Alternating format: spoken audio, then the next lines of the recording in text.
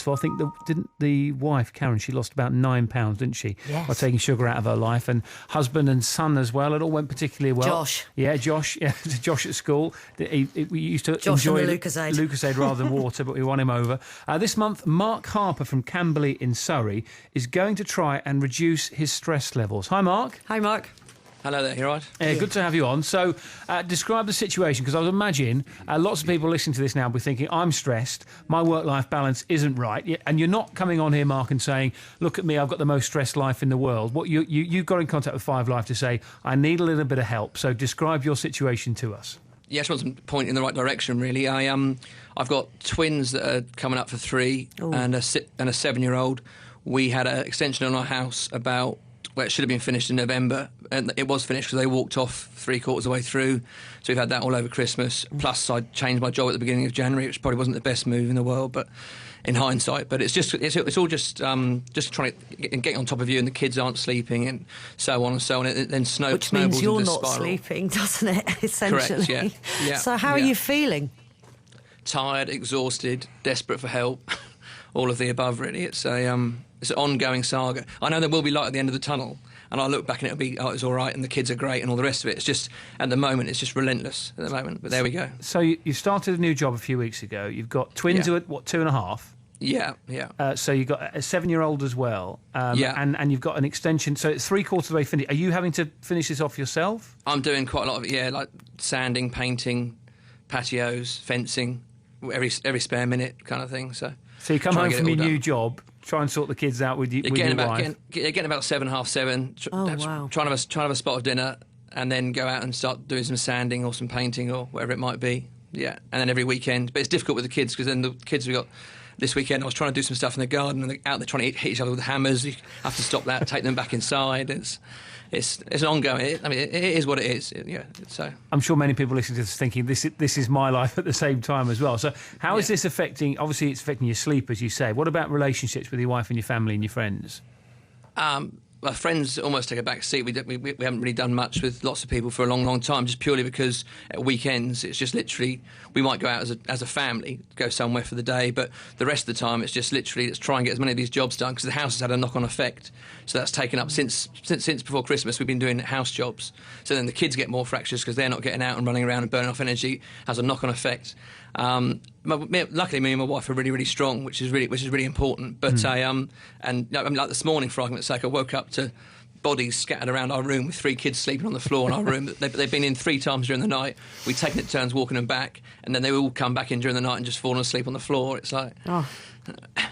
OK, your thoughts, please, and your help, as always, 85058 at BBC 5 Live, or you can email us afternoonedition@bbc.co.uk. Some positive ideas for Mark, please, because even though you're smiling through it, Mark, you are pretty desperate, aren't you? Yeah, very much so. OK, no negative stuff, please. Mark does realise there are a lot of people in a worse situation than him, but bear in mind he did put himself forward for this to get some help and advice, and hopefully if we're helping Mark, we can help somebody else at the same time as well. So, with that in mind, sitting next to Mark is Neil Shah, the chief executive from a therapy company called the Stress Management Society. Neil, thanks for coming on 5 Live. So, first of all, let's get back to real basics here. What exactly is stress? Can you give us a definition? Yeah, I guess if we look at stress from an engineering perspective, if you think of a bridge that has too much weight, too much load, too much demand on it, you cover it with double-decker buses, we put a cruise ship, a couple of Boeing 747s, no matter how well constructed the bridge is, it will eventually break. Before it breaks, we'll know it's not doing too well because it'll start bowing and buckling, groaning and creaking under excessive pressure. And then you've got 2 choices. Either we lighten the load or we increase the bridge's resilience. Now, I describe people in pretty much the same ways. When demand on a person exceeds their resources or their capacity to cope with that demand. Now, obviously, with the situation that Mark's just described there, he's got a load of stuff going on in his life anyway.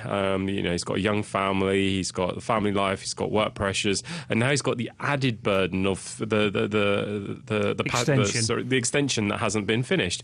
So his bridge was just about coping with everything that he's got going on. Then we put the added pressure on it, and now it's creaking and groaning and threatening to collapse. We've got to do something quickly, because if we don't, there's a very real danger that he could suffer the consequences, and his bridge could collapse. That could result in him getting ill or even more serious consequences. So we don't have the option of removing the pressure, because he's got got responsibility, he's got commitment. So what we have to then consider is how can we increase his resilience? How can we better support him to cope with the demands that he's currently being subjected to in his life? That's it. So you can't lighten the load because, you know, he's got children and a job and he's got to keep doing all of that. So you've got to strengthen his metaphorical bridge. How are you going to do that? And I think this is the key thing. There are such a broad variety of ways that we can strengthen Mark's bridge. We need to really understand his experience, and our journey together over the next few weeks will be to understand how he's being impacted by the load that's on his bridge. You know, what are the symptoms? Is it causing lack of sleep? Is it causing him to be tired, irritable? You know, and what can we do to start ensuring that he can take simple steps that he can apply and include in his life on a daily basis to ensure that he never gets to that point where his bridge collapses. And I'm sure there are many people that are listening today that will find themselves with bridges that are also equally burdened and overloaded. There's one called Mark, can I just tell you, who says, I feel for the chap who's just been on. A few years ago, we went through a process where we moved house, had a new baby to add to our 18-month-old, and started 2 new businesses. At the same time, we had another business, and I was holding down a full-time job. It was hell. But the good news for Mark is 100% stick with it and just try and get the odd 30 minutes to yourself. We got through it. I thought I was going mad. So will you, but it does end. So there you go. People are already getting in touch. Mark, we'll try and get you a bit more advice. We'll have another chat with Neil. I think we're going to send Neil around your house as well to try and sort you out practically. We're going to go throughout February with you and try and reduce your stress levels. And all the people who are getting in contact are saying, I'm experiencing exactly the same thing. Kids not sleeping, it's affecting everything. Hopefully we can help a number of our 5 Live listeners out at the same time. So more chat with Mark and with Neil. We may have to interrupt the news and sport in and Sarah Brett. We're here for the next 20 minutes or so. We'll talk about micro adventures in a moment. But let's just quickly get back to our monthly lifestyle challenge. So we've set up with Mark Harper from Camberley in Surrey, who's asked us to manage his stress levels. He's being helped by Neil Shah of the Stress Management Society. If you're just joining us, Mark, I'll try and summarise. You tell me if I get this right. Mark's just started a new job. He's got twins who are 2.5, a 7-year-old child as well in the family. They've got an extension which is 3/4 of the way through and then the builder's walked off. So Mark and his wife and their young family are trying to deal with all this at the same time. Mark, is that about right? Yeah, it's about spot on, yeah, pretty much. Yeah. And Neil, you were talking about the stress, the bridge stress. What's the stress bridge, the metaphorical bridge? What's going on? I'm referring to the engineering analogy of stress, where demand exceeds resources. So, you know, if you ask an engineer, a structural engineer, about stress, they'd give you an equation: force over area equals pressure. Now, we've adapted that so it's applicable to people. And it's, as I said, like if you think of a bridge that has too much weight, too much demand, too much load on it, eventually it will collapse. Before it collapses, we'll know it's not doing too well because it'll bow, buckle, groan and creak. What I'm finding, speaking to Mark today, is his bridge is bowing, buckling, groaning and creaking because of the amount of pressure and demand he has on it. So we've got one of 2 choices. Either we remove some of the load, which we've understood is not possible because he's got a young family, he's got, you know, extension that needs to be completed, he's got a new job.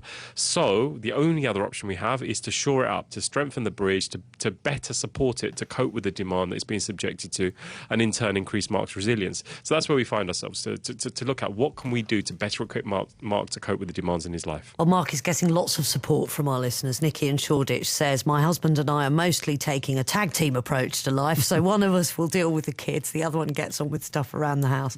Also, never feel like you have to do it all now. Really, she says, it's well worth sitting down, taking stock of all your commitments and prioritising. At the end of the day, you want to enjoy your family life and your kids together, and that's the most important thing. And Sophie also says, advice to Mark would be to say yes to anyone who offers help. Don't be too proud to ask, she says. Try not to think your friends are having an easier life, as most families find their lives are a juggling act. There's a lot of pressure on parents these days, and it's about taking some time out. So what we're going to do, Mark and Neil, we're going to put you together. Neil, you're going to go and have a look and meet Mark's family, is that right? And we're going to try and put some sort of stress programme in place. I just wanted to have one quick question. What can Mark do right away today that will help him? Neil? We've talked about having some thinking time, some me time. I've asked him to create himself an imaginary dog, to give it a name, you know, to be clear about what breed it is, what it looks like, how old it is, and to take that dog for a walk around the block every single day.